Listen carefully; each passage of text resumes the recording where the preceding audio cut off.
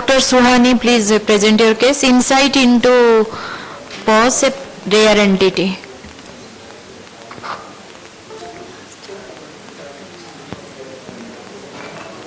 Timer at 4 minutes. 4 minutes. See, initially 5 minutes.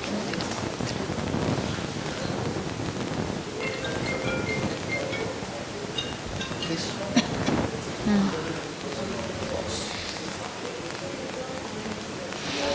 Good evening everyone. I am Dr. Suhani Malhotra going to present a case on insight into POHS, a rare entity. History. So a 29-year-old female, a resident of Dehradun, Uttarakhand, came to us with gradual painless diminution of vision in the left eye for the past 25 days. So the patient had a history of contact with pigeons that used to visit their old house. There was no systemic history.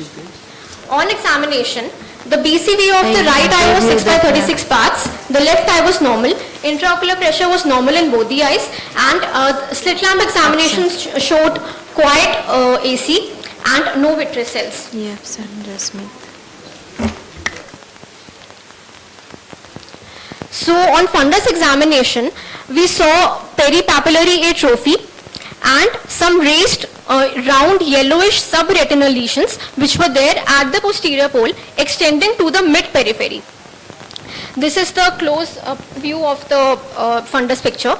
We also saw some hypoautofluorescent lesions which were more clearly seen on the autofluorescent picture. On OCT image, we saw a classical picture of CNVM with subretinal hyperreflective material with some SRF. We did OCTA also which showed a persistent choroidal flow. The left eye was normal. It did not show any peripapillary atrophy or yellowish lesions as opposed to the right eye. Then we did some systemic investigations. Everything was normal. We were suspecting differential as choroidal multifocal choroiditis. We had in mind PIC, punctate inner choroidopathy, and also this one. So the serum ACE levels were normal, Montaux was normal. So we came to the provisional diagnosis of right eye POHS with CNVM and the left eye was normal, no CNVM was there. So the plan of treatment, the patient was treated with topical drops of Nipafenac, moxifloxacin and prednisolone tapering dose. In view of sight-threatening macular involvement of POHS with CNVM, we gave the patient ranibizumab 0.5 milligram per 0.05 ml. So this was the case at presentation. So after 1 month of injection, there was much improvement of the lesions, and also the OCT we can see the regressing lesion, regressing CNVM.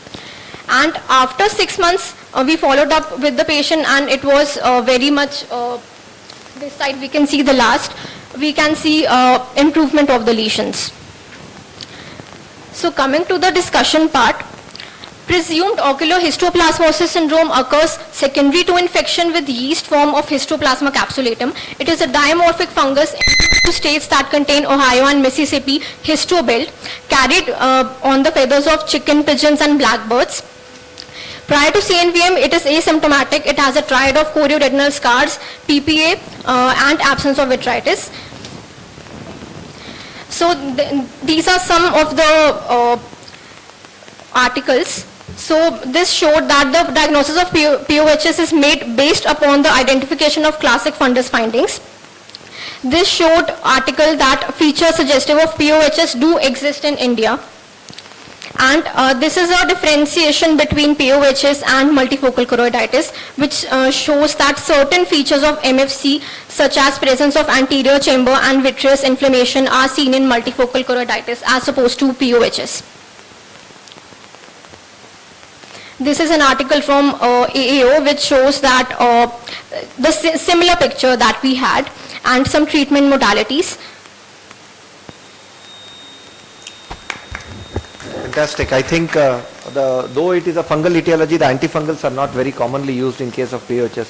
Yes, and sir, the choroidal neovascularization I think are very common in case of POHS. Yes, very good to identify that and treat it on time so that we can save the vision in these only with the help of intravitreal.